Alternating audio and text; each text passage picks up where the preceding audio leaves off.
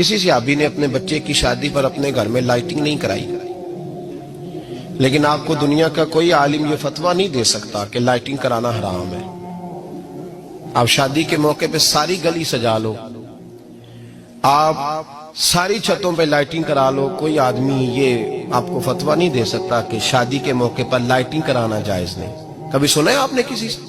بولیے یہ جائز ہے، جائز پیسے ہیں تو ٹھیک، بلکہ میں اس سے آگے بڑھتا ہوں، اس سے تھوڑا اور آگے جاتا ہوں۔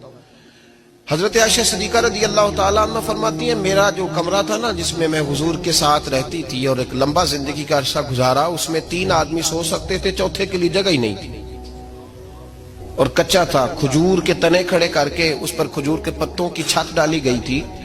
میں جب ہاتھ اٹھاتی تھی تو میرا ہاتھ اپنی چھت کو چھو جاتا تھا۔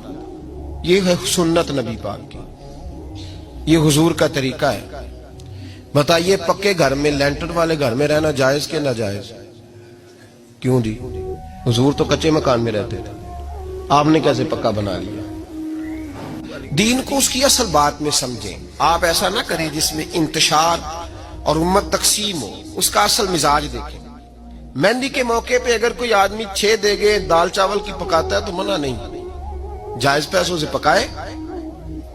انہیں لائٹنگ لگوائی، کوئی منع نہیں، سارے محلے کو کھانا کھلایا، کوئی منع نہیں، بلکہ نبی پاک نے فرمایا بہترین مسلمان ہی وہ ہے جو سلام پہلے لے اور روٹی زیادہ کھلائے، تو بہترین مسلمان ہے۔ ناجائز کیا ہے؟ ناجائز ہے شادی کے موقع پر بینڈ باجا بجانا، اس میں رقص کرنا، اس میں بھنگڑے ڈالنا، عورتوں مردوں کا اختلاط ہونا، عورتوں کی مووی بنانا، یہ چیزیں ناجائز ہیں۔ تو جو ناجائز ہے اس پہ پابندی لگائی جائے گی، جو جائز ہے اس کے بارے میں